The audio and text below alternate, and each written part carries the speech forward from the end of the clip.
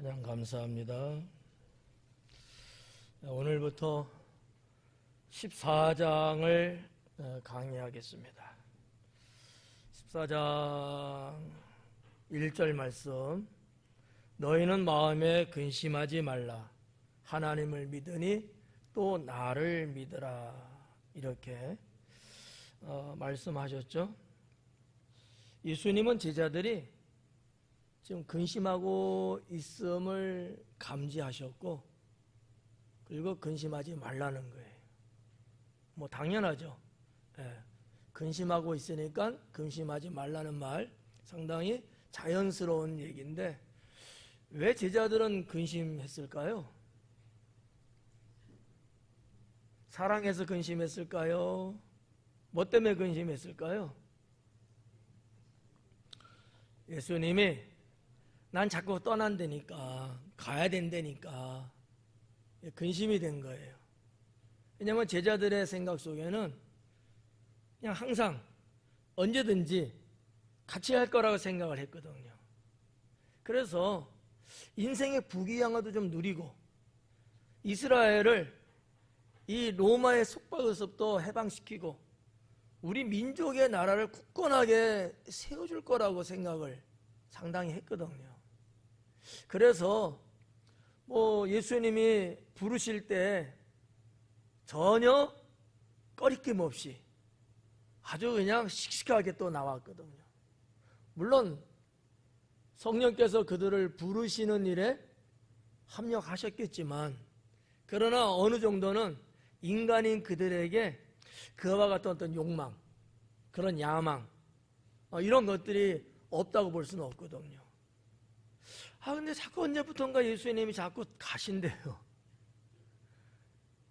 아니 그냥 어쩌다 한 번 한 거면 그럴 수 있지 이렇게 생각할 수 있는데, 잊을만 하면 또 가신다 알고, 잊을만 하면 가신다 알고 속 터지는 거예요. 근데 이제 상황을 가만히 보니까 좀 심각한 거야. 그러니까 은근히 근심이 될 수밖에 없어요. 걱정이 막 차는 거야. 이제는 야, 정말 가시면 이거 어떻게 되는 거냐, 우리는 물 건너가는 거 아니냐, 우리는 집도 버리고 직업도 버리고 친구도 버리고 다 버리고 우리가 왔는데 여기까지 이제 와서 이렇게 된다면 우리는 뭐야 이거. 그러니까 제자의 입장이라면 내가 그랬을 것 같아요. 여러분은 어땠을 것 같아요? 좀 이해가 가지 않아요? 그렇잖아요. 철석같이 믿고 따라서 여기까지 3년 6개월 왔는데 이제서 우리를 두고 간다고 하니 다른 제자들이 따로 있나? 우리가 뭘 그렇게 잘못했나? 5만 가지 생각을 다 하지 않았을까? 그러면서도 이게 너무 불안한 거야. 근심이 이만저만이 아닌 거죠. 제가 보건대 제자들이 근심한 것은 바로 그런 것 아니겠냐라는 거죠. 예수님 떠나신다니까 이 근심거리라. 어떠세요? 여기 있는 목사가 여러 번 떠난다면 아싸 잘됐다, 그럴 수 있잖아요. 아니 그럴 수 있지. 근데 언젠가는 떠나긴 떠나요. 근데 어쨌든 사람이니까 우리가 다 때가 됐나 보다, 어느 정도 이렇게 예상을 하면은 마음의 준비도 좀 하고 그러는데, 여러분들이 목사에 대한 생각과 제자들의 예수님에 대한 생각은 엄청난 차이가 있어요. 여러분들이 저에 대한 생각, 목사님하고 같이 신앙생활하고 쭉쭉빵빵 그냥 쭉 가고 이런 거는 여러분의 엄청난 부귀영화를 누리고 권세를 이양받아서 뭘 하고 그런 건 없잖아. 나도 줄 것도 없지만 그렇잖아요. 그런 건 아닐 거야. 그냥 목사님하고 지금까지 쭉 했으니까 그냥 좋은 게 좋은 거고 구간이 명간이라 그냥 그게 좋지 이런 생각에서 그냥 그래 이렇게 하지 이 정도일 거란 말이지. 근데 제자들은 아닌 거라고 보는 거죠. 이거는 어느 신학자들도 대동소이하게 다 그렇게 생각하고 있는 거예요. 그게 사실이었기 때문에. 그랬던 제자들인데 어쨌든 간에 예수님이 떠난다는 말을 자꾸 듣다 보니까 한두 번도 아니고 그러니 근심할 수밖에 없지 않았을까라는 거죠. 네. 그게 1절 말씀이에요. 너희는 마음에 근심하지 마라. 근데 여기 근심하지 말라, 이 근심하지 말라는 이 말을 언어대로 좀 번역을 해드리면 근심되게 하지 말라라는 뜻이거든요. 근심이 되게끔 하지 말아라. 근심하지 말라는 것과 근심이 되게끔 하지 말라는 것은 어떻게 좀 비슷한 것 같아요? 좀 다른 것 같아요. 어떤 게 더 문제인 것 같아요? 에? 근심되게 하지 말라. 에. 여기까지만 묻는 게 좋겠죠? 에. 그러니까 무슨 얘기냐면 근심이라는 게 있는데 너희들은 너희 스스로 근심을 하고 있는 거야. 근심할 수밖에 없는 거리를 너희가 자꾸 만들고 있잖아. 이 얘기거든요. 이해가요? 어느 날 근심이 훅 치고 들어왔어. 그래서 나한테 근심이 있어요. 그래서 내가 근심을 하는 거야. 이렇다면은 근심하지 말라가 맞아. 근데 예수님이 보는 관점에서는 근심거리를 너희가 스스로 지금 만들고 있다라는 얘기예요. 너희가 만들고 너희가 그 근심에 빠져 있다. 이 얘기거든요. 그러면 제자들은 왜 근심을 자꾸 만들 거리를 만들까요? 근심할 수밖에 없는 거리를 자꾸 만드는 거예요. 왜 그러는 거예요? 이런 거야. 믿지 못해서예요. 뭐를 믿지 못해서일까요? 에? 제 눈동자를 봐봐요. 반짝반짝 빛나나 쭈글박인가 한번 봐봐요. 예수님을 믿는 그 믿음이 믿지 못하고 있는 거야. 그러니까 자꾸 오만 가지 생각이 들면서 걱정되죠. 그냥 여러분들처럼 내가 예수님 잘 믿고 천국 가고 이 땅을 살면서도 은혜와 축복 속에 살면서 천국에서도 내가 상급을 받고 이런 어떤 순수한 영적인 부분만 생각하면, 그렇죠. 여러분 그러잖아요. 예수님이 나 대통령 만드실 거야. 뭐 그런 생각도 하셔요? 아니잖아. 어떤 육적인 어떤 이 땅에서 어떤 육적인 욕망을 채우고 등등 이런 것들을 여러분은 예수님 믿으면서 그런 거 상상하셔요? 이번에는 김 기자가 시장됐지만 다음엔 내가 될 거야. 뭐 이런 거 해요? 아니잖아요. 그냥 순수한 신앙적인 것만 여러분들은 소망을 갖고 있는 것 아니겠어요? 예. 근데 제자들은 아니었다는 거지. 그런 거 하나님이 늘 그런 건 의미 없다. 예수님도 그런 거는 이 땅에 속한 것이다. 이렇게 계속 말씀하시면서 그거 너희들이 가지려고 하지 마라. 근데도 계속 그런 것들이 자꾸 쌓이는 거지. 그래서 원어로 봤을 때 근심되게 하는 거 하지 말라는 거예요. 오늘 우리들도 이런 것과 비슷할 수 있어요. 누가 나에게 근심을 줘서 내가 근심 가진 게 아니라 근심 될 수밖에 없는 일을, 그런 짓거리를 내가 해서 근심을 하고 있는 거예요 지금. 이거는 전혀 차원이 다른 얘기거든요. 좀 이해가 갈까요? 설명을 내가 좀 못하고 있나? 이해 가요 안 가 진짜? 이해 안 가면 계속 해야 돼. 예. 이해 가요?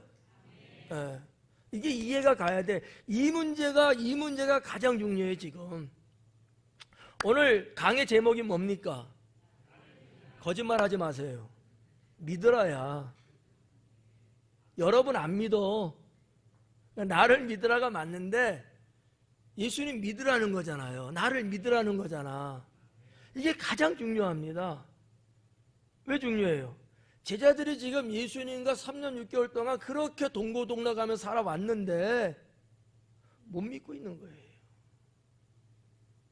못 믿게 되니까 뭐만 찾아와요? 뭐만 생겨요? 근심거리만 생기는 겁니다. 우리도 마찬가지예요. 믿으면 될 것을 못 믿어갖고 자꾸 엄한 짓 하고 엉뚱한 데 가서 기웃거리고 말이지. 내 경험이네, 내 능력이네, 내 지식이네, 내 뭐네, 여기에 자꾸 우리가 자꾸 이렇게 들랑들랑 예수님을 정말 믿으면, 주님이 하실 일을 정말 믿으면 우리가 세상 일에 쓸데없이 왔다 갔다 하면서 허황되게 살 이유가 전혀 없거든요. 이게 신앙입니다. 네. 이 믿음이 없는 거예요. 이 믿음이. 그래서 이 14장 1절 말씀이 가장 중요한 말씀이 아니냐라고 말씀을 드리는 거죠. 봐봐요. 너희는 마음에 근심하지 말라. 근심되게 하지 말라. 하나님을 믿으니 또 나를 믿어라. 자, 예수님의 이 표현 속에 너희가 하나님을 믿으니 또 나도 믿어라. 그거거든요. 예수님 제자들은 어느 민족이에요? 이스라엘 민족, 유대 민족 사람들이죠. 자, 유대인들은 하나님 믿어요, 안 믿어요?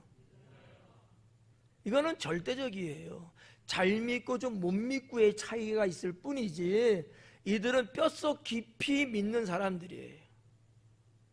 그러니까 예수님께서 너희가 하나님 믿지? 이런 거야. 맞아요?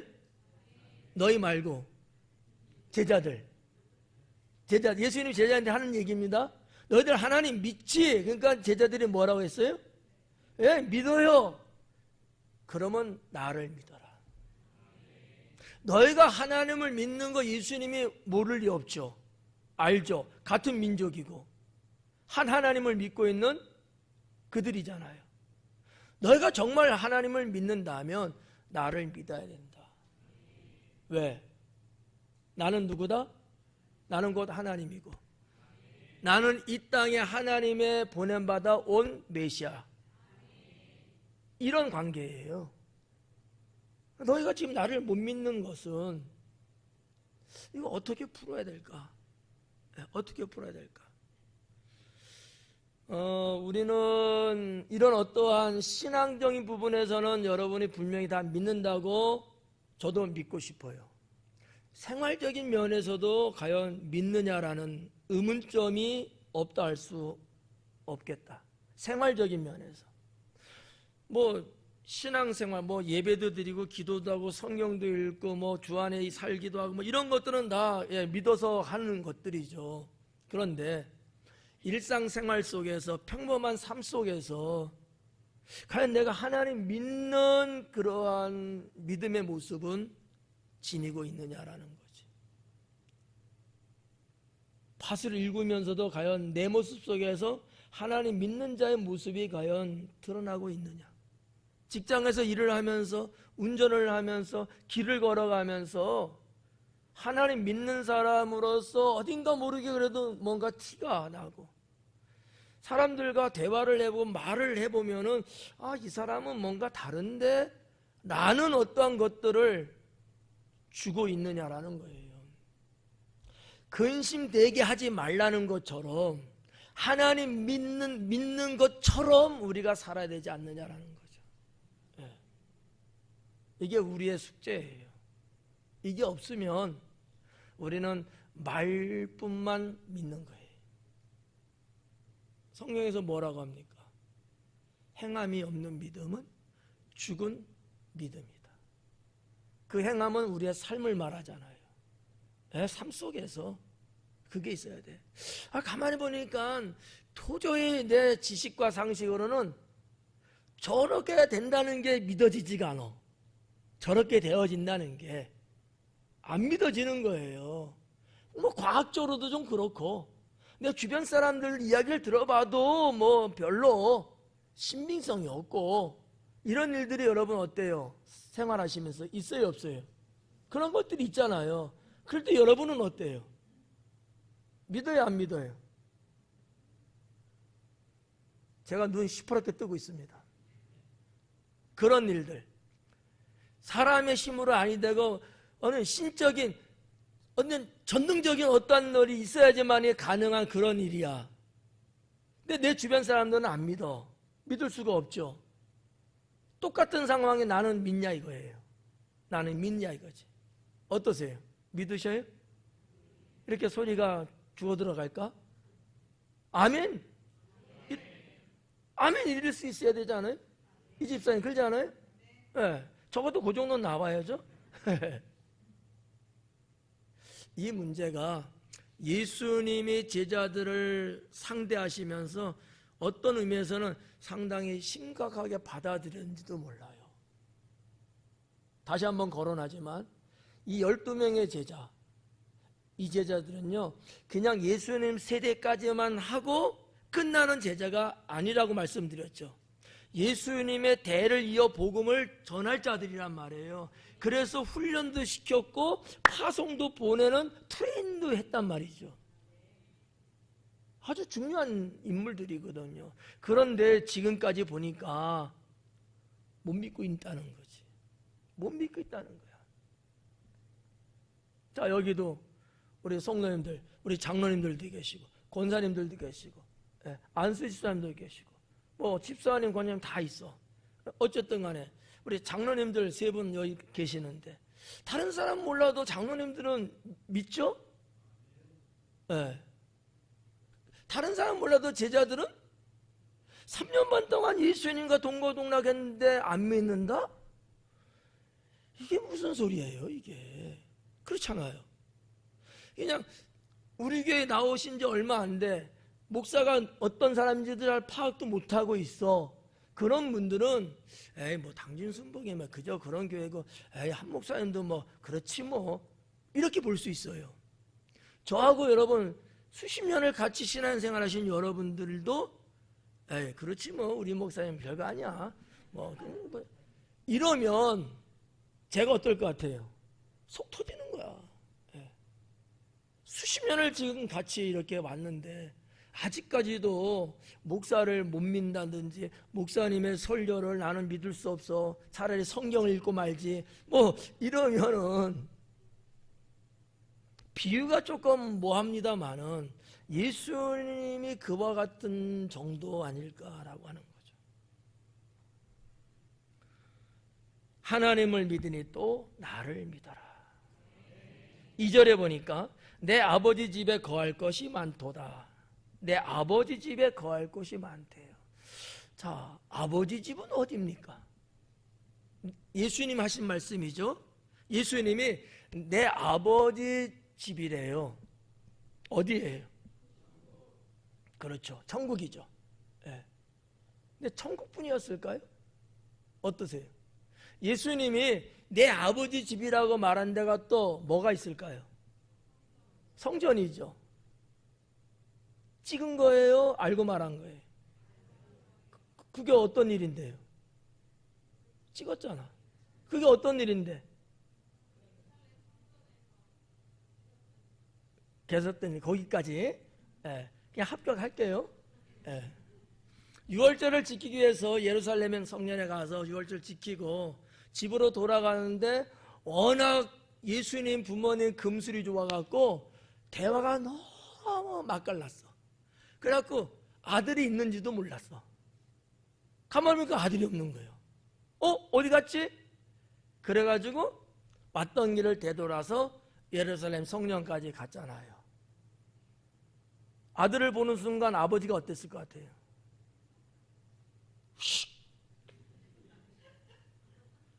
예수야, 너 왜 여기 있어? 어떻게 된 거야? 막 이러는 거죠.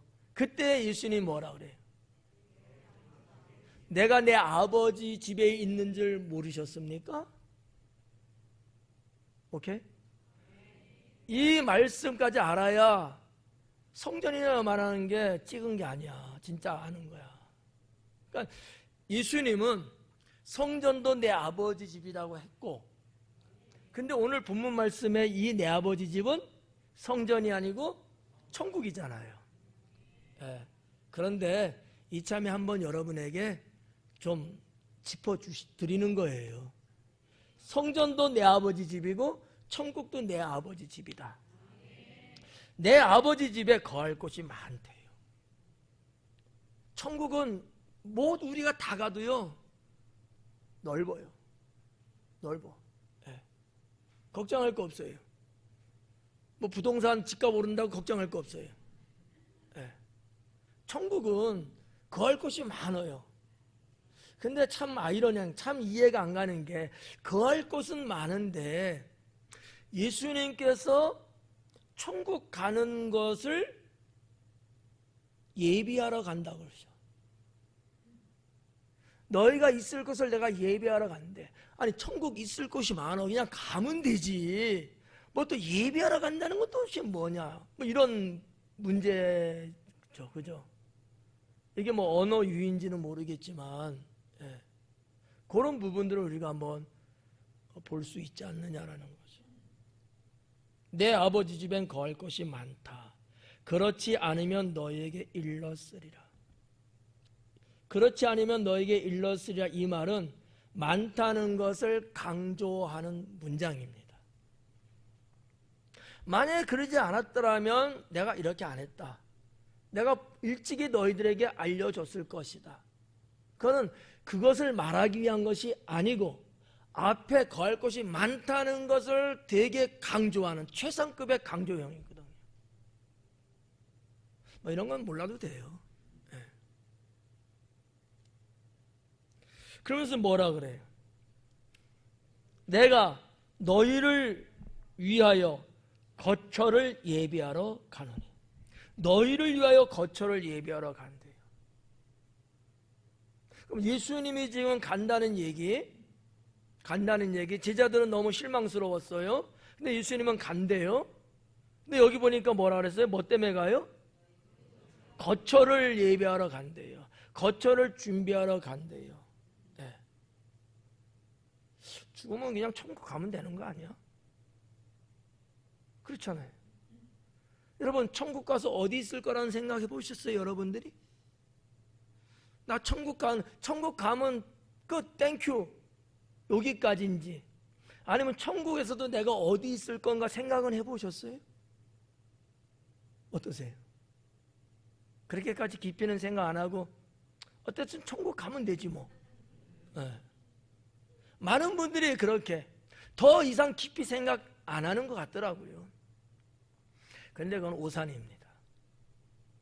천국은 많지만, 그래서 거할 곳은 어마어마하게 무한대로 많지만, 그러나 내가 정작 있을 곳이 어디냐라는 거죠. 그게 사실 중요해요. 이 땅에서는 중요하지 않다고 생각하는 분들이 많아요.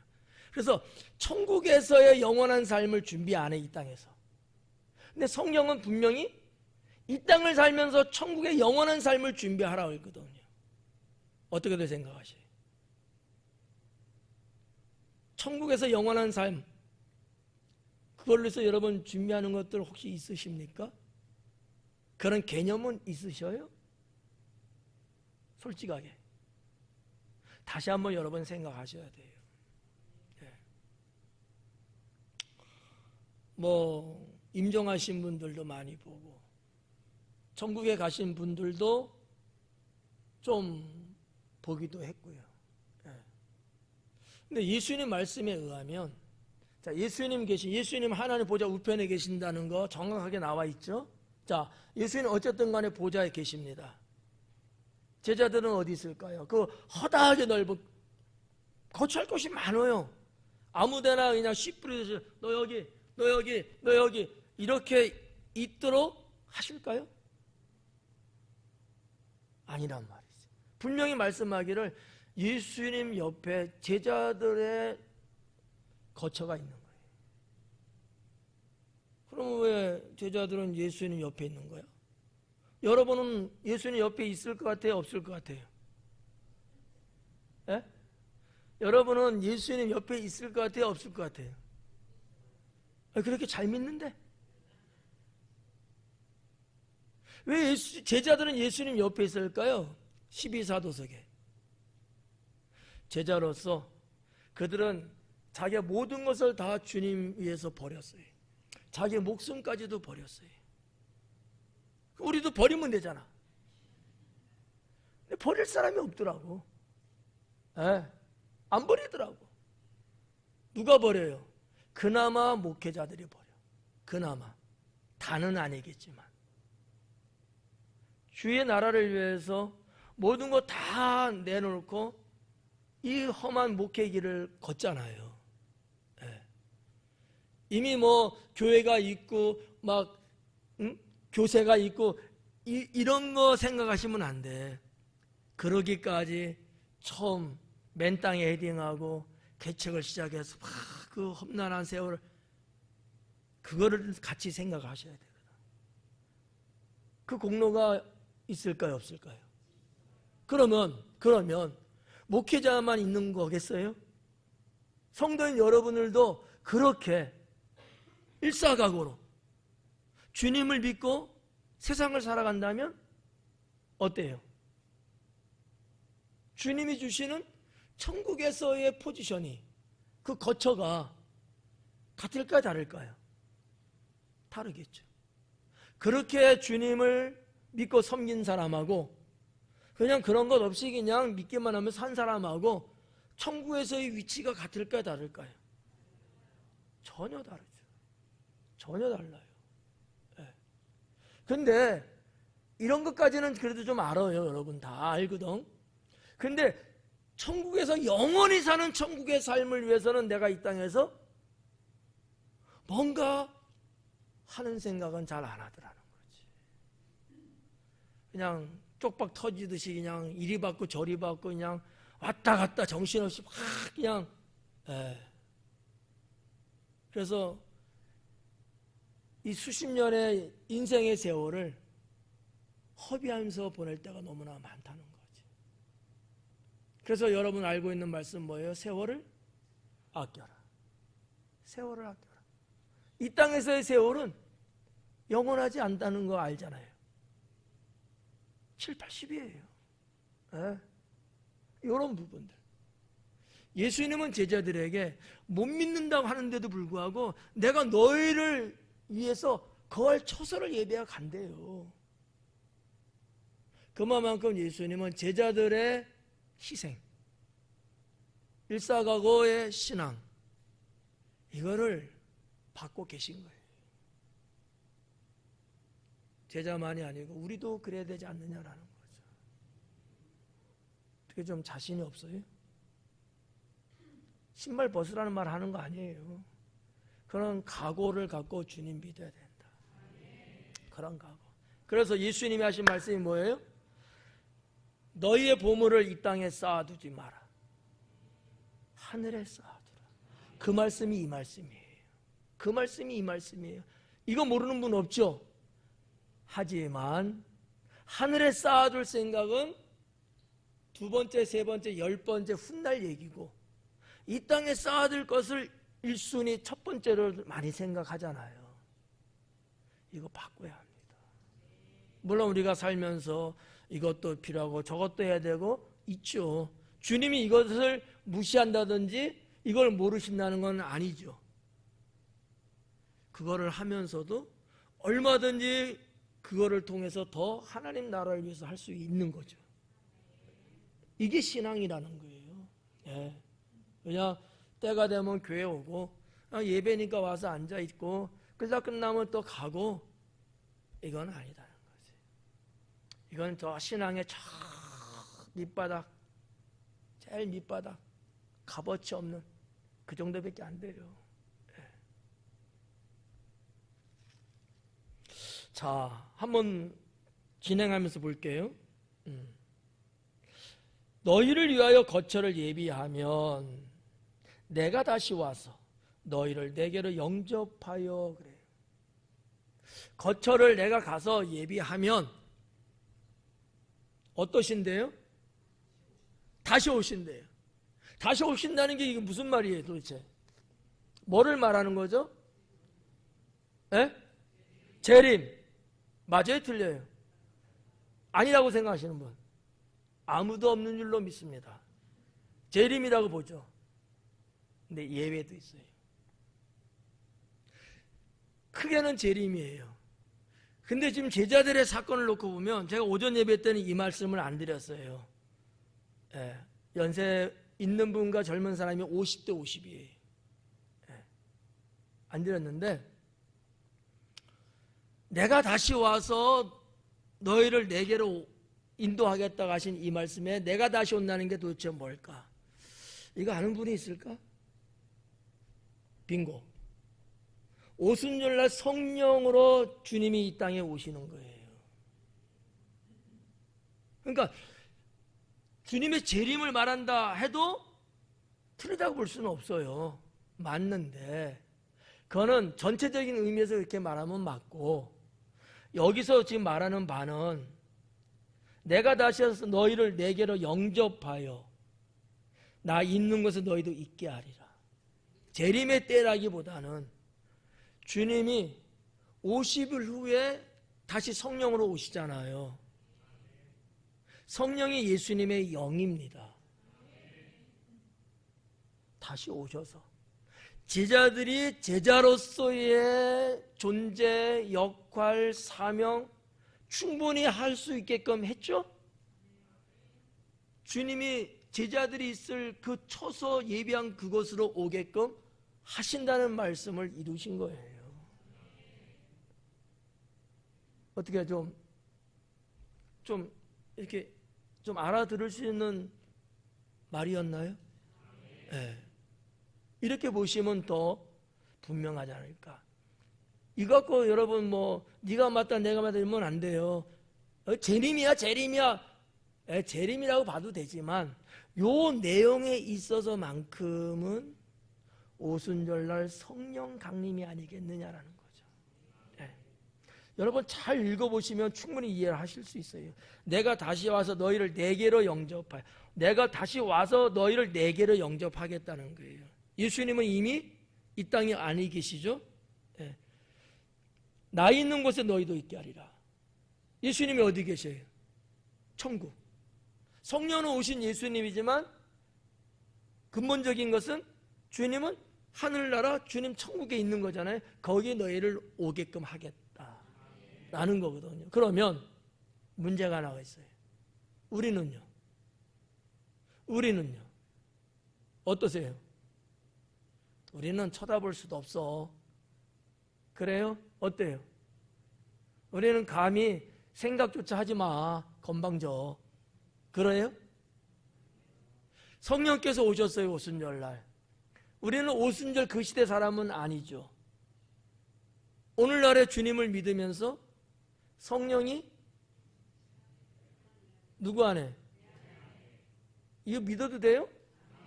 까보여봐요 한번. 있나 없나? 네. 예수님을 구주로 영접하면은 성령이 임재하시잖아요. 오셔갖고 우리도, 여러분도 주님 계신 곳으로 가게끔 하시는 거야. 이 역사적인 일을 누가 해요? 근데 누가 하죠? 성령께서. 하나님의 영, 예수님의 영이 성령이거든요. 그분이 영으로 오셔가지고 초림 때는 육신을 입고 오셨잖아. 성령 강림 때는 영으로 오셨어요. 그래서 믿는 자의 심령 안에 들어오시고 믿는 자를 하나님 나라 거할 처소로 갈 수 있게끔 역사하시는 거예요. 여러분 이거 믿으셔요? 여러분이 제자보다 난데? 네. 예수님이 이렇게 저처럼 쉽게 설명했으면 믿었을 텐데. 예수님 뭐라 하지 마요. 제자들이 이게 참 그래. 주님 볼 때 얼마나 여러분 속이 탁했어요. 가슴이 답답했을 것 같아. 근데 저는 그래도 감사해. 여러분이 또 이렇게 이해하시고 여러분은 또 그렇게 받아들이시니까 믿는다니까. 4절에 보니까 내가 어디로 가는지 그 길을 너희가 아느니라 그래. 내가 어디로 가는지 그 길을 너희가 아느니라. 자, 그러면 3절에서 4절로 넘어왔는데, 자, 임재하신 성령께서 우리를 하나님 예수님 거하시는 천국의 거처로 인도하시는 거예요. 이 인도하심을 받으려면 나는 어떻게 해야 되느냐 그러면 하나님과의 사귐이 좋아야 돼. 하나님과의 사귐이, 성령과의 사귐이, 성령께서 감동 주시면 감동을 따라 살고, 성령께서 말씀을 하셔서 해야 될 것과 하지 말아야 할 것을 구별시켜 주시면 나는 거기에 따라서 그렇게 살고, 이게 주님과의 사귐의 문제거든요. 근데 싫어, 안 해. 내가 왜? 이 관계가 영 안 좋아. 그럴 수 있죠. 여러분 그러본 적 있어요, 없어요? 이번 주간에도 있지 않았어요? 네. 분명히 나는 하나님 말씀 이런저런 것 알고, 설교를 통해서도 알고, 또 기도하시면서도 마음의 느낌도 와서 알고 있는 게 많은데, 근데 내가 때로는 그렇게 하기 싫은 거야. 내가 조금 세상 말로 좀 꼬장을 막 부리는 거야. 내가 괜히 나의 인간적인 것들을 조금 은근히 막 내밀면서 그럴 때가 어떻게 있어요, 없어요? 없어요? 있을 때도 좀 자신 있게 말해봐. 저도 있어요, 저도 있어. 우리는 다 있단 말이에요. 이러면 사귐이 소원해져. 틀어진단 말이에요. 주님과의 사귐의 문제거든요. 구원받은 사람은 영원한 하나님 나라 갈 때까지 늘 나와 함께 하시는 그 성령과의 사귐, 우리 하나님과의 아주 밀착적인 이 사귐이 참 좋아야 돼요. 7월달 생활실천표 뭐예요? 이게 무슨 말인지 아셔요? 사랑스럽대. 제가 여러분 사랑합니다 이거하고, 제가 여러분 볼 때 너무나 사랑스러워 이거하고 느끼는 감은 어때요? 어떤 게 좋은 것 같아요? 사랑스럽다는 거. 네. 왜 사랑스러울까? 제가 여러분 왜 사랑스럽게 생각할까? 네? 뭐가 볼만한 게 있어서? 사귐이 좋으면. 그렇잖아요. 특별하게 뭐 이런 것도 있겠지만 사귐이 좋아, 관계가 좋다는 얘기야. 그러면 사랑스럽죠. 봤는데 또 보고 싶지. 이름에도 괜히 불러보고도 싶지. 아니, 지나간 그림자라도 밟고 싶어. 너무 지나쳤다.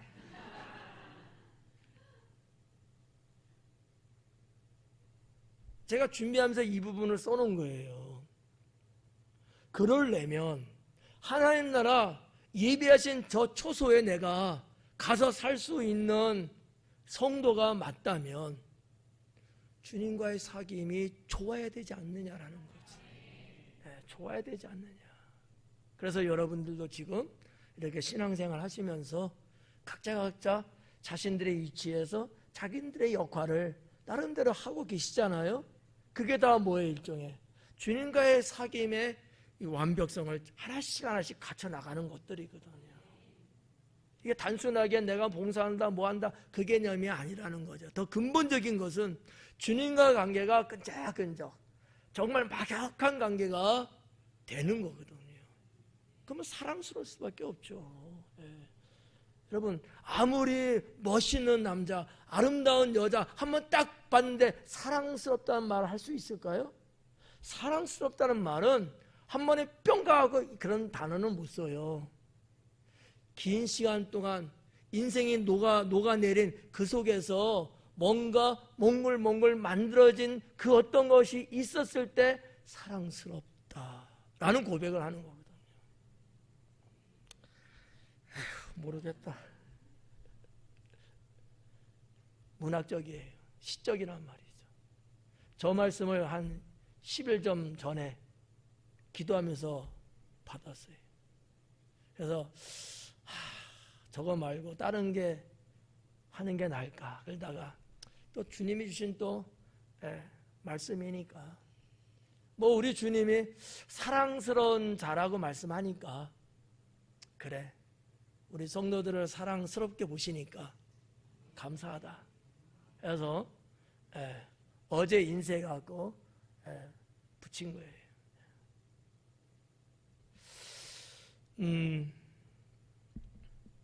내가 어디로 가든지 그 길을 너희가 아느니라. 예수님은 계속 안대. 근데 누구는 모른대요? 제자들은 모른대요. 자, 이러니하죠. 근데 여기서 말하는 어디로 가는지, 이 어디로 가는지, 이 어디라는 곳이 과연 뭐를 말하는 거냐라는 거거든요. 이거는 두 개예요. 십자가의 죽음, 영광스러운 부활이에요. 그 우리 예수님이 가는 길이거든요. 잘 기억하셔야 돼요. 주님이 가신 길은 십자가의 죽음의 길, 영광스러운 부활의 길. 이 길을 주님은 걸어가시는 거예요. 그 길을 너희는 알고 있다. 이렇게 보시는 거야. 자, 과거형입니다. 제가 얼마 전에 말씀드렸죠? 미래에 되어질 일이지만 확실할 때 과거형으로도 쓴다. 선포형이거든요. 대한민국, 한국의 문학에는 아마 제가 알기에는 이런 문학적인 건 없어요. 문법적인 거는. 근데 헬라 세계는 있어요. 그게 틀어지지 않는다는 전제하에, 그것이 바뀌지 않는다는 전제하에, 이거는 천지가 개벽해도 분명하고 당연하게 이루어진다는 거, 절대 진리거든요. 그럴 때는 이런 문법을 이제 쓰는 거거든요. 제자들 안 믿고 있어요. 몰라요. 근데 예수님은요, 안 돼요. 그러면 예수님이 말하는 이 알문, 언제를 말하는 거예요? 언제 안다는 얘기예요? 미래에 대한 알을 과거형으로 썼다니까. 성령이 너에게 임하면 너희에게 말할 것을 가르치시고, 그래서 나중에 알게 돼요. 근데 분명하게 이것은 될 사건이야. 그래서 주님은 지금은 아니지만은 너희는 알고 있어 라고 하는 거야. 제가 만약에 제자 입장에서 주님이 저한테 이런 말씀을 해주신다면은 너무 행복할 것 같아요. 나는 아직 그런 그릇도 안 되고, 나는 머저리처럼 그렇게 그런데도 불구하고 주님은 나를 절대로 믿어주시는 거야. 내가 그런 사람이 아니고 나는 분명히 저런 사람이 될 거라고 나를 인정해 주시는 거예요. 여러분 얼마나 행복합니까? 어떠세요? 주님이 여러분에게 이렇게 선포하신다면 어떠세요?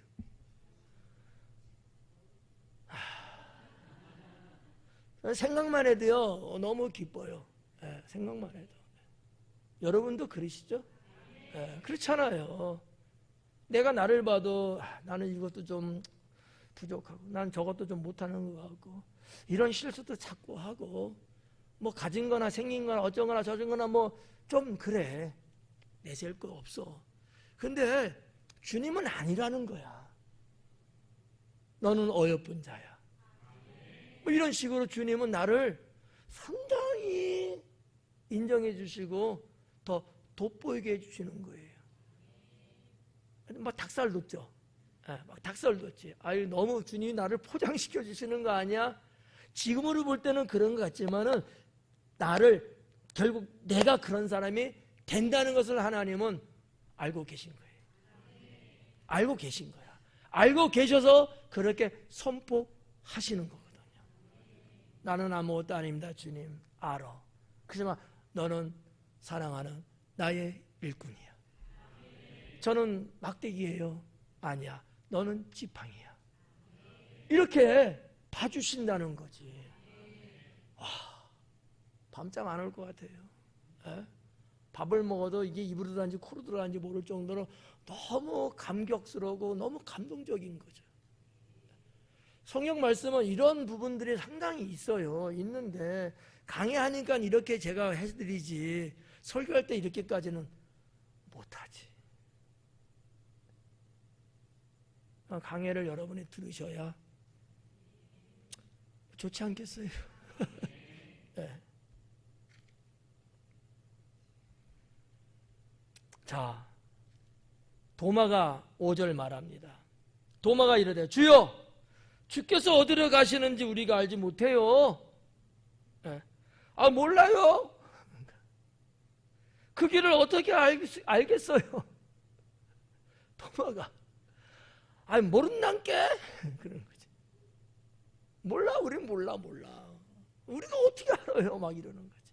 아니 주님이 벌써 이야기 몇 번 해줬어. 근데도 왜 모른다는 거야? 왜 모른다는 거냐고. 여러분 같으면 주님이 여러분에게 몇 차례 이야기했어요. 여러분도 저 모르는데요. 여기서 그럴 거예요? 안 그럴 거예요? 안 그럴 거예요? 그런데 왜 도마는 그러냐고요. 이유가 있죠. 제가 보건대 그쪽에 관심이 없어요. 그쪽엔 관심이 없는 거야. 어디에 관심이 있어요? 이 땅에 관심이 있어요. 이 땅에. 우리 선생님이 이스라엘의 왕이 되시면 이쪽에 관심이 있어. 여러분 어때요? 한번 실제적으로 누가 막 이야기를 해줘요. 내가 관심 있으면 귀에 쏙쏙 들어오죠. 내 관심 없으면요 그냥 흘려버리잖아요. 나중에 기억돼요? 안 되죠. 이런 원리하고 같지 않을까. 제 추측입니다만, 예. 도마가 들어서 알긴 아는데 관심이 없다 보니까 모르는 거야. 어떻게 알아요, 제가? 어떻게 알아요? 이러는 거야. 예수님 분명히 안다 그랬거든요. 그래서 예수님이 이런 말씀하십니다. 6절에 내가 곧 길이요 진리요 생명이니 나로 말미암지 않고는 아버지께 올 자가 없느니라. 우리가 너무나 잘 알고 있는 말씀이죠. 예. 예수님 몇 가지 말씀하셨어요? 몇 가지 말씀했어요? 그럴 줄 알았어. 이거 함정이야. 이 손가락을 본 사람은 4가지라고 말했고 안 본 사람은 3가지라고 말했어. 길, 진리, 생명. 몇 가지예요? 3가지. 제가 하니까 4가지 그러더라고. 근데 우리가 그냥 알고 있는 바에는 이 3가지예요. 길, 진리, 생명. 근데 예수님 6절의 말씀을 그 앞에 있는 말씀하고 연결시켜서 쭉 보면은 예수님 지금 뭐에 대한 말씀을 하셨어요? 내가 가는 길에 대해서 말씀을 쭉 했어요. 그죠?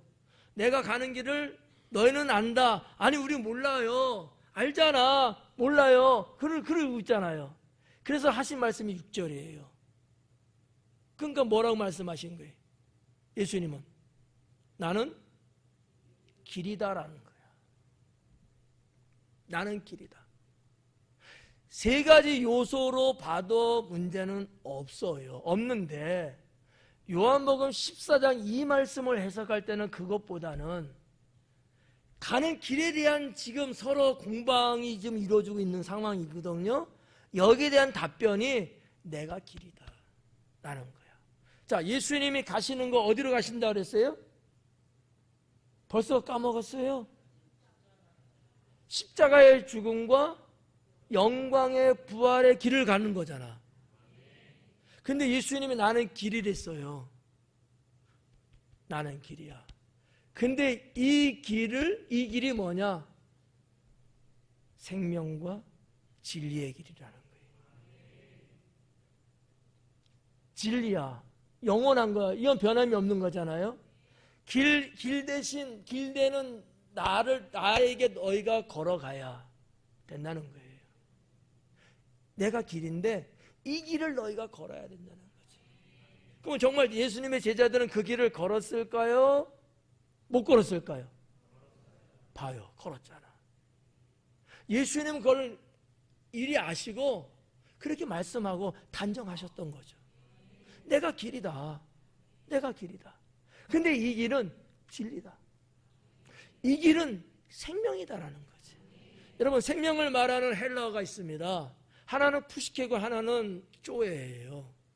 푸시케는 목숨을 말합니다. 살다가 죽잖아요. 목숨 끊어지잖아요. 푸시케예요. 쪼에는요.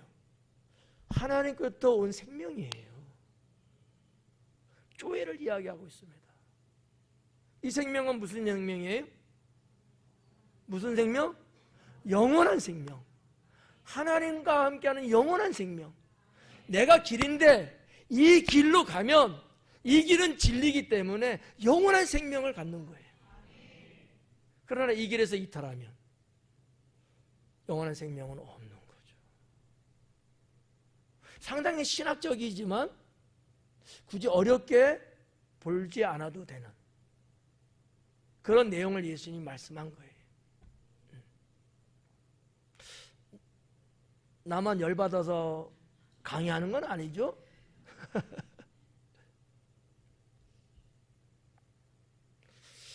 예수님께서 이르시되 내가 곧 길이다. 끊어진 문장들이에요. 우리 성경은 붙어있지만. 근데 그 길은 진리다. 그 길은 생명이다. 그래서 나로 말미암지 않고는 아버지께로 올 자가 없다. 왜? 예수님이 길이기 때문에. 예수님으로 말미암아 하나님께 가는 거다. 근데 그 예수님이 너희를 위해서 거할 초소를 예배하러 가셨고 예배하셨고 이 땅에 성령으로 오셔서 믿는 자에게 천국의 소망을 주셨단 말이지. 이게 성경이에요. 우리의 믿음은 여기에 있는 거죠. 여기에 막연하게 그냥 믿어 이게 아니라는 얘기예요. 분명한 근거가 있고 이론적으로 논리적으로도 정확하다는 얘기죠. 이게 우리 성도들이 그냥 이렇게 신앙생활하면서도 이 정도는 그냥 여러분들이 그래도 알고 있으면 상당히 파워풀한 그런 성도가 될 수 있는 거죠. 7절 말씀해 보니까 너희가 나를 알았더라면 내 아버지도 알았으리로다. 모른대요. 자, 제가 이제 문제를 제기할 거예요. 모른대요. 예수님 모른다고 그랬어요.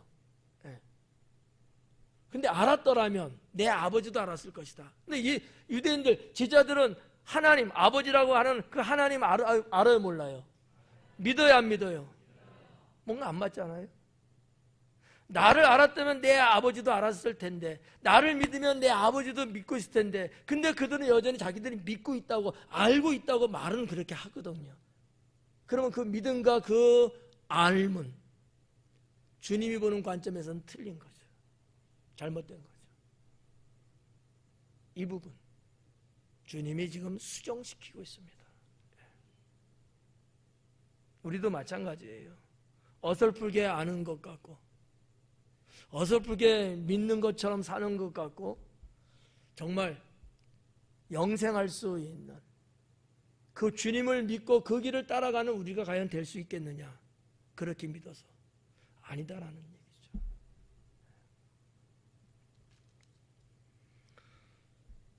너희가 나를 알았더라면 내 아버지도 알았으리로다. 이제부터는 너희가 그를 알았고 또 보았느니라. 좀 전에 다루었던 거하고 또 같죠. 몰랐대요. 모른대요. 근데 예수님 뭐라? 이제부터는 너희가 그를 알았고 또 보았느니라. 이제부터는 현재예요. 이제부터는 알 것이고 볼 것이고 이렇게 말하는 게 맞잖아요. 문법적으로. 김수미 권사님 그렇죠? 근데 이미 과거형을 쓰시면서 보았고 알았대요. 이게 뭐라고요? 이거는 불변의 확고함이에요.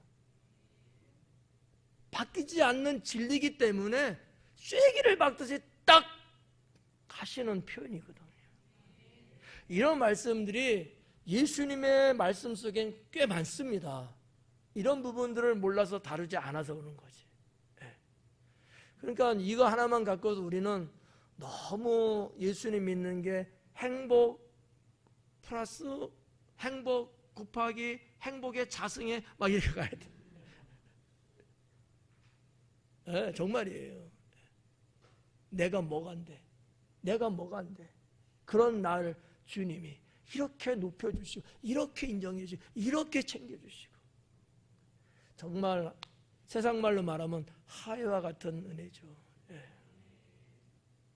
이런 진리를 느끼는 사람만이 주님을 위해서 못할 게 없는 거죠.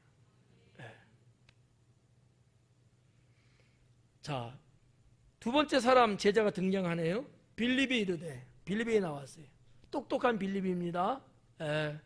빌립이 이래, 주여 아버지를 우리에게 보여주세요 그러는 거야. 누구랑 같아요? 도마랑 같아요.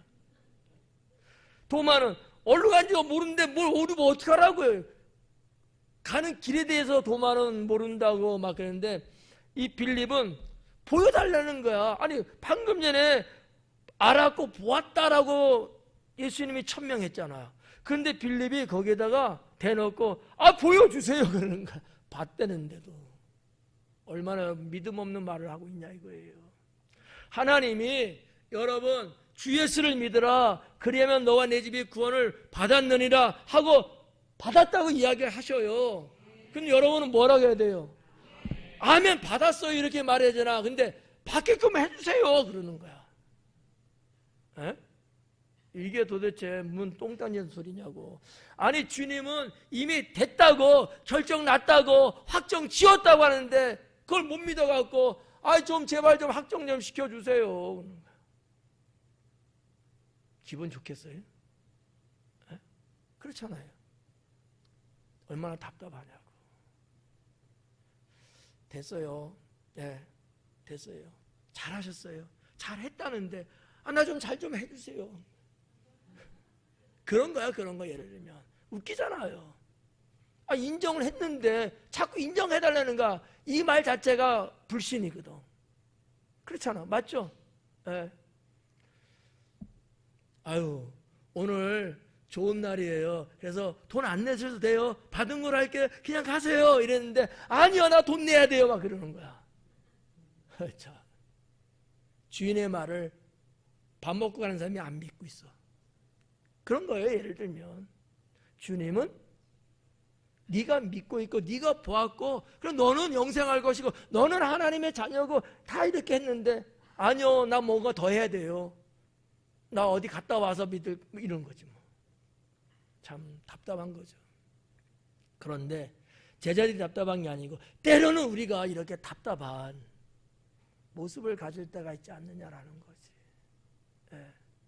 믿고 구한 것은 받은 줄로 믿어라. 근데 여러분 받았다고 생각 정말 하셔요? 예? 안 받았다고 생각하니까 자꾸 달라 그러잖아. 그렇잖아요. 안 받았다고 생각되니까 자꾸 달라 그러잖아. 근데 주님은 네가 믿고 구했다면 넌 이미 받은 거야 이렇게 보고 그럼. 네. 그 다음부터 누가 하실 거 이제? 하나님이 하실 일이에요. 이 신앙을 우리가 가져야 되지 않느냐. 이게 섭리신앙이라는 거죠. 네. 빌립아,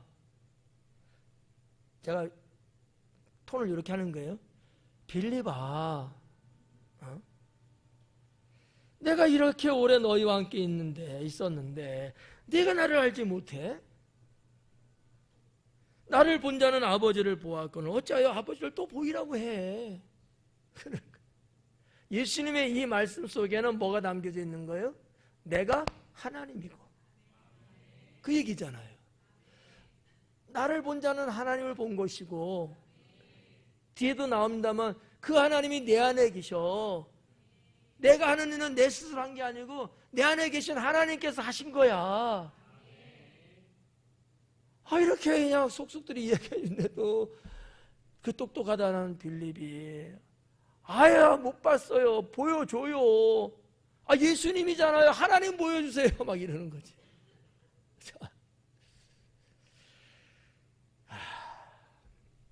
그랬더니 10절에 봐봐요. 내가 아버지 안에 거하고 아버지는 내 안에 계신 것을 내가 믿지 않느냐? 믿지 아니하느냐? 왜 못 믿냐 이거야. 내가 아버지 안에 거하고 아버지는 내 안에 계셔. 이 말은 무슨 얘기냐면 예수님과 하나님은 하나이시다라는, 또 이 말씀은 좀 신학적으로 표현하면 연합관계를 말하는 거예요. 예수님과 하나님은 하나이시고 그러면 구주 되신 예수님과 여러분은 어때요? 하나 된 관계라고 믿어져요? 안 믿어져요? 조금 표현이 좀 껄끄럽죠? 대답하기가. 예수님과 내가 하나라고? 좀 말하기가 좀 그렇죠. 근데 왜 하나라고 말할 수 있을까요? 연합된 관계예요. 그 주님이 어디 계세요? 내 안에 계시거든. 나와 하나가 되신 거예요. 똑같은 원리거든요. 네. 내가 아버지 안에 거하고 아버지가 내 안에 계셔. 주가 내 안에, 내가 주 안에. 똑같은 말씀이거든요. 네가 믿지 아니하느냐. 근데도 내가 너에게 이르는 말은 스스로 하는 것이 아니라, 내가 지금까지 쭉 복음 전하고 너희들한테 일러줬지, 말해줬지, 그거 내 스스로 내가 말을 만들어서 말한 거 아니야. 내 안에 계신 아버지 하나님께서 말씀하신 것을 말한 거야. 그분이 하신 일들이야 다. 이 얘기를 예수님 지금 하고 계시는 거예요. 그러면 때로는 말이죠, 내 안에 계신 주님이 내게 말씀할 때가 있을까 없을까요? 그때 여러분은 어떻게 하셔요? 그 말씀대로 살기도 하지만 때로는 믿었지 않아서, 때로는 그것보다는 이게 더 커갖고 아니야 뭐 이러면서 엉뚱한 대로 삐지고 내 고집 부릴 때 있죠. 내 주장할 때 있죠. 그러면 돼요? 건방지게? 주님한테? 주님이 내 안에 계시다며요. 자, 저를 봐봐요. 주님 여러분 안에 계셔요? 분명합니까? 저 속이는 건 아니지요. 더 말하면 더 소리가 줄어들까? 그러면 내 안에 계신 주님이 일하시잖아요.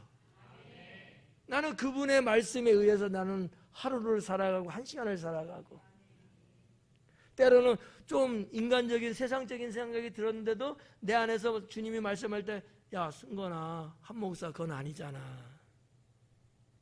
말씀을 하실까 안 하실까요? 하시잖아요.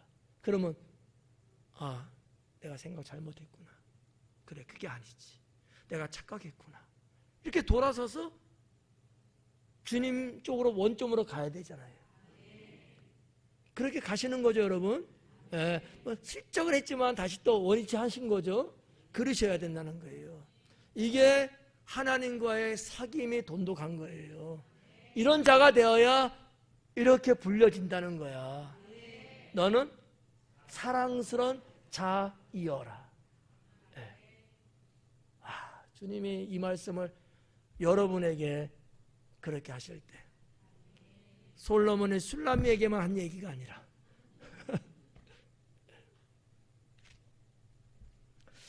자, 그래서 11절 마지막 부분 한번 볼까요? 내가 아버지 안에 거하고 아버지께서 내 안에 계심을 믿어라. 내가 아버지 안에 거하고 아버지가 내 안에 계심 믿어라. 10절에도 내가 아버지 안에 거하고 아버지가 내 안에 계시니까 너는 못 믿고 있지. 네가 믿지 아니하느냐? 사실 이 말씀은요, 긍정을 끌어들이기 위한 질문이었어요. 예, 믿죠. 이 대답을 원해서 하신 질문이었거든요. 그런데 대답을 못하는 거죠. 그랬더니만 11절에 다시 한번 내가 아버지 안에 가고 아버지께서 내 안에 계신 건 믿어라. 믿으라는 거야. 어떻게 여러분? 믿읍시다. 네. 그렇지 못하겠거든 행하는 그 일로 말미암아 나를 믿어라. 그러니까 아버지 되신 하나님은 유대인들이니까 믿는 것은 대전제예요. 그러니까 그들을, 제자들이 하나님은 우리 믿죠. 하나님 계시는 거 믿죠. 뭐 어쩌지 이러는데, 근데 지금 예수님을 못 믿는 거야. 그러니 예수님이 마지막 뭐라고 말씀하는 거예요? 그러면, 그래, 좋다 이거야. 그러면 그 일을 한 것을 보고서 나를 믿어라. 그 일이 뭘까요? 뭐를 보고서 나를 믿어라? 정 못 믿겠다면 내가 했던 그 일을 보고서 믿어라 나를. 그거거든요. 그 일이 뭘까? 두 가지. 표적이에요. 표적, 우리 계속 말씀 논의했죠. 예수님께서 보여주신 표적, 이 표적은 예수님이 세상을 구원하기 위해서 이 땅에 오신 메시아라는 것을 알려주기 위한 것이 표적이에요. 이 표적이 있었고 또 하나 이적이에요. 능력, 표적하고는 다른 그냥 하나님의 복음을 전하는 데 있어서의 필요했던 능력들, 그거는 사람이 할 수 있는 것들이 아니잖아. 죽었던 사람을 다시 살리는 것을 누가 과연 할 수 있어? 이건 하나님만이 아시지. 유대인인 제자들은 당연히 그렇게 그건 알고 있잖아요. 근데 그걸 누가 했다는 거예요? 내가 했잖아. 근데 내 뜻대로 했어? 아니잖아. 아버지 뜻을 맡기면서 되어진 일이잖아. 정 못 믿겠다면 그런 걸 보고서라도 나를 믿어라. 이렇게 이제 예수님이 정말 부탁 아닌 부탁 같은 말씀을 하고 있는 거죠. 참 불의한 제자들인 것 같아요. 눈물 나는 거죠. 지금 예수님은 붙잡히시기 바로 일본 직전에 있으면서 마지막 제자들과 나누는 대화의 내용들이거든요. 주님은 알고 있잖아요. 잠시에 내가 붙잡혀 갈 것이고 고문당하고 신문당하고 결국은 십자가에 죽을 거라는 것 알고 계시면서도 제자들을 어떻게든지 제자다운 제자로 만들기 위해서 이 혼신의 노력을 다 하고 계시는 거거든요. 오늘 11절까지 봤습니다. 자, 제목에서 말씀했던 것처럼 오늘 가장 중요한 주제는 믿어라. 믿으라는 거예요. 내가 뭘 따지고 뭐 경험치 어쩌고저쩌고 걸지 말고 그냥 믿어라. 보지 않고 믿는 자는 보고 믿는 자보다 복되도다. 누가 하신 말씀이에요? 누가 했어요? 예수님이 하신 말씀이에요. 도마가 못 믿었잖아요. 부활하신 예수님 못 믿었잖아. 이야기만 듣고. 나는 직접 찔린 곳에 내 손을 집어여야지만 나는 믿을 수 있어. 나는 봐야지만 믿을 수 있어. 그 앞에 예수님이 나타나셨잖아요. 그리고 도마에게 한 얘기죠. 보지 않고 믿는 자가 보고 믿는 자보다 복되다는 거야. 그래서 제가 언젠가 말씀 몇 차례 드렸죠. 뭐 체험도 저거 엄청나게 좋은 거예요. 체험이라는 것은 강력한 힘이 되주거든요. 하지만 그러지 않을지라도 말씀을 믿는 믿음은 훌륭한 거예요. 네. 그게 쉽지 않거든요. 아니 뭐 아무것도 없는데 밑도 끝도 아닌데 믿으라는 거야. 이게 믿어져요? 안 믿어지죠. 근데 여러분 어떻게 믿으셨어요? 제가 볼 때 그다지 영적 그런데 근데 어떻게 이렇게 믿고 계셔요? 그러니까 나는 대단하다는 거야. 나는 이것을 비하하는 게 아니라 난 훌륭하다고 보는 거예요. 물론 여기에 플러스 체험도 있고 영적인 것도 열려있고 막 이러면 훨씬 좋죠. 그러지 않을지라도 말씀을 의지해서 내가 믿기만 한다는 것도 훌륭하고 복 있는 거다라는 거죠. 이해가시죠? 기도하겠습니다.